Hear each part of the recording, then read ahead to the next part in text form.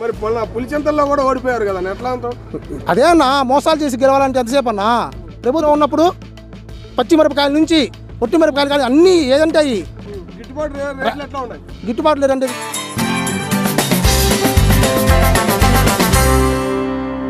హాయనా. ఏందన్నా జగన్మోహన్ రెడ్డి గారి ప్రభుత్వం బాగుందా, కూటమి ప్రభుత్వం బాగుందా? జగన్మోహన్ రెడ్డి ప్రభుత్వం పేరు పెట్టేది ఎవరన్నా? ఈ కూటమి ప్రభుత్వంలో ఏముందన్నా? 11 సీట్లు వచ్చినాయి. 11 సీట్లు వచ్చినాయి అంటే మోసం చేసి ఎవరైనా గెలుస్తారన్నా? అధికారంలో ఉన్నప్పుడు ఎవరు మోసం చేయలే. జగన్మోహన్ రెడ్డి ఇప్పుడు మోసం చేయలే. 5 సంవత్సరాల్లో 3 సంవత్సరాలుగా సీఎం చేశాడు.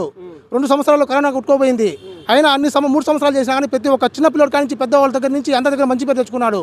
ఎప్పుడు మోసం చేయలే, మోసం మాటలు చెప్పలే. న్యాయంగా చెప్పాడు, న్యాయంగా గెలిచాడు. కానీ అన్యాయంగా ఓడిపించారు అంతే. అదే మరి పులిచెంతల్లో కూడా ఓడిపోయారు కదా ఎట్లా అంటావు? అదే అన్న, మోసాలు చేసి గెలవాలంటే ఎంతసేపు అన్నా? ప్రభుత్వం వాళ్ళది, వాళ్ళు ఎప్పుడైనా గెలుస్తారు.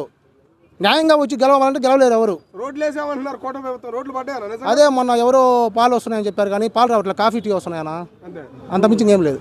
మరి రైతుల పరిస్థితి ఎట్లా ఉందన్నా? మీరే చూస్తున్నారు కదన్నా రైతుల పరిస్థితి ఏంటంటే, రైతులు చూస్తున్నారు కదా, సరైన సమయానికి ధాన్యం కొనే వాళ్ళు కూడా లేరన్నా. సరైన సమయానికి ధాన్యం కొనే వాళ్ళు ఎవరు లేరు. అదే జగన్ హయాంలో ఉన్నప్పుడు పచ్చిమిరపకాయల నుంచి పొట్టి మిరపకాయలు కానీ అన్నీ ఏదంటే అవి గిట్టుబాటు రేట్లు ఎట్లా ఉన్నాయి? గిట్టుబాటు లేదంటే ఇప్పుడు దారుణంగా ఉన్నాయి కదన్నా. ఇందాక టమాటోలు తీసుకుంటే 70 రూపాయలు అంట. జగన్ ఉన్నప్పుడు 10 రూపాయలు అట్లా రైతు బాగుపడుతున్నారు, ప్రజలు కూడా కొంచెం బాగుపడుతున్నారన్నా.